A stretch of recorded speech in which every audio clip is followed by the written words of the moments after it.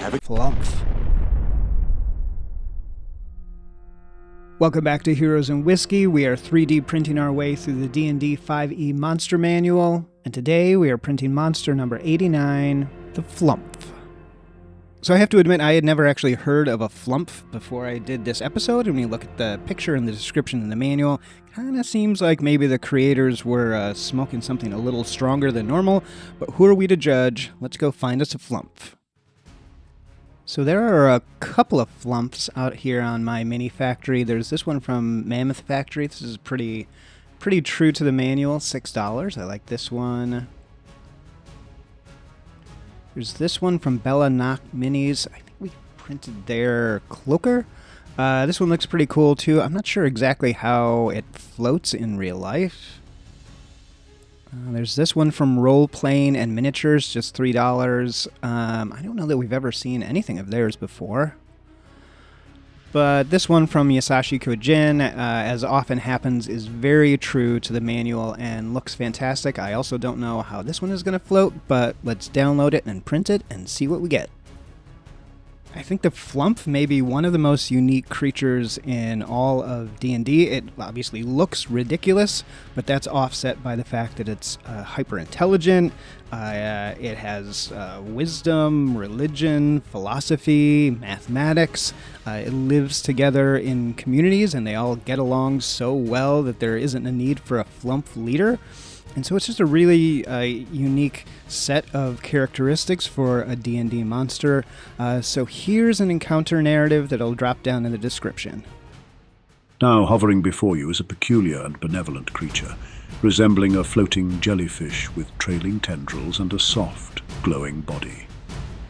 In the quiet caverns of the underdark, where secrets hide in the shadows, it drifts gracefully, its gentle luminescence casting a soothing light in the gloom. Known for its wisdom and kindness, it communicates through telepathy, its presence a rare beacon of hope in the dark depths. As it encounters the party, the Flumph's glow brightens in curiosity and peaceful intent, ready to offer guidance or aid with its unique understanding of the subterranean world. So you can see this little guy, he looks great. I mean, as Yasashii Kyojin often does, just kind of takes a figure which is very faithful to what is in the manual, adds a little bit of their own twist to it, and so there's just a lot of... it's a very small figure, and there's just a lot of detail packed into it. I love the way that the tentacles are kind of headed off in all these different directions. And I'll show you in a second the close-up of kind of the ends of the tentacles and the little spines, or I don't know what they are. But it really is a sharp-looking figure. It's got a nice organic feel to it, and definitely a worthy Flumph. In terms of how it printed, it came out fantastic. If you'll remember, way back in the Blight episode, we printed Yasashii Kyojin's Twig Blight, and that was a figure that kind of convinced me that this hobby was onto something, just because of how much detail you could get. And you can see, can you see the little spikes on the ends of the tentacles?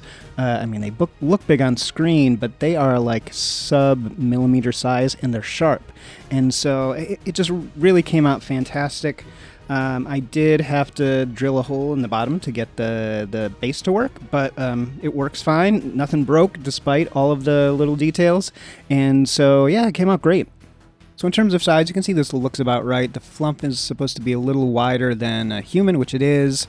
I do wish that the base was up a little higher, because you can see it kind of naturally puts it at a little bit of a lower level, but overall, the size is just about right. In terms of resources, it was just $3, which is a great deal. Yasashii Kyojin always has good prices on their stuff. So that brings our total cost up to $885.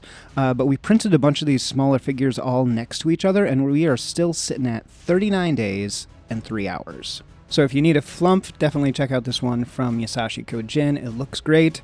Next up, we have the Evil-Eyed Giant, the Fomorian.